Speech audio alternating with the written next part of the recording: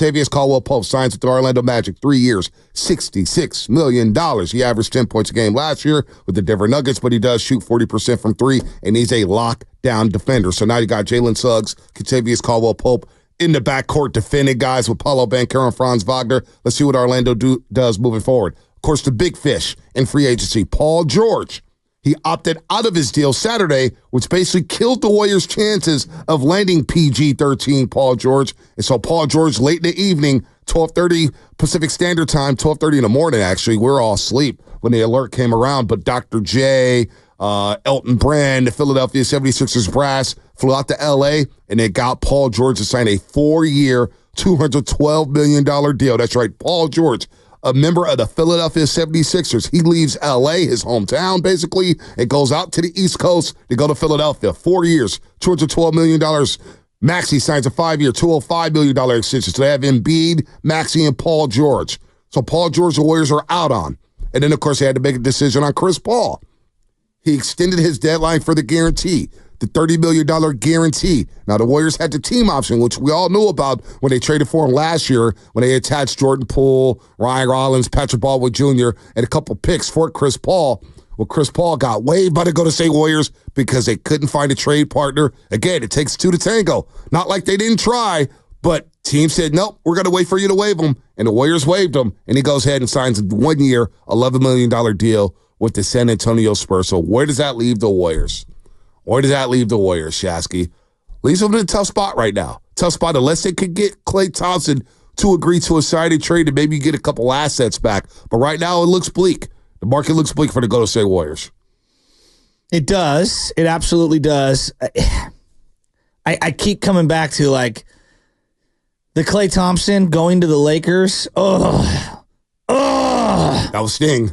Well, that would sting. I was telling you guys that this has like a Jeff Kent feel on a variety of levels in terms of like the divorce between the player and the organization, and how the player always felt underrated, both by his own fans and by the country, just in general, during the height of his powers. Kent went to the freaking Astros before he went to the Dodgers. He didn't go directly to the Dodgers. Most people assume in their head, like, oh, he went straight to the Dodgers. No, that's what Jason Schmidt did. That's what, Brian Wilson did. That is not what? Wanaribe. That is not what Kent went to the Astros first with Clemens and Pettit and all that. Then he went to the Dodgers, and he was hated. And I feel like to this day, and because Giants Dodgers is a thing, people still hold that against him. If he goes straight to the Lakers, that's going to be a tough one to swallow. That will be tough. That's going to be a tough one to swallow. And to go play with LeBron? Right. You're going to go play with LeBron? That would be, and this whole LeBron thing, making like, a phone call, the second free agency started, LeBron called Klay Thompson. I mean, isn't the whole clutch thing, like, part of their whole argument is, like, Draymond was in the parking lot calling for Kevin Durant right after they lost. Like, I hate clutch.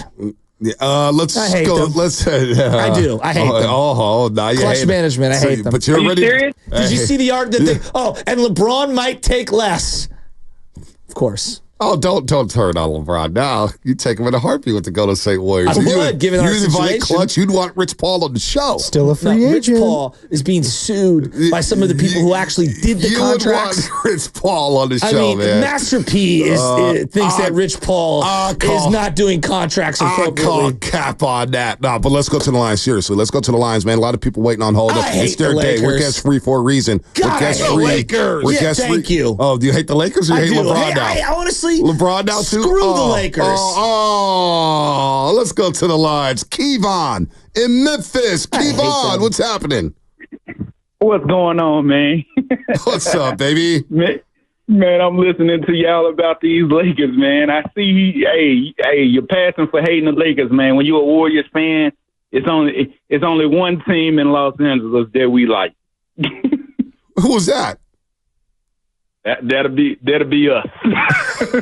We take over the whole California. That's the Warriors. Oh, okay, gotcha. I was a little confused there. I was like, wait, because we don't like UCLA. We don't like USC. I don't like Pepperdine. I don't like Loyola Marymount. I could go on down the list. Biola College, you name it. Chapman. I don't like all of them. Occidental. I hate them all. All right, go ahead, Kevon. Oh, Man, hey, I got to start off first with my favorite Klay moment will be 2016 Game 6 Klay, where he changed the course of the history of the Warriors. He made the history of Warriors change forever in Game 6. It'll always be Game 6 Klay.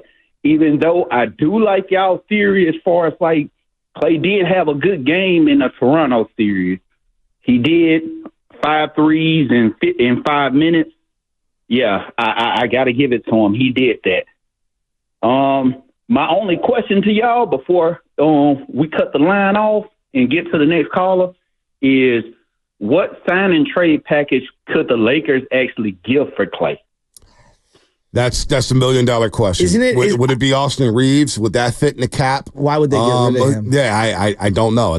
I agree. Why I'll would take they Austin get rid Reeves. Of him? Yeah, I mean, we take anything right now instead of losing them for nothing. Look at right? D'Angelo Russell and like it. Yeah.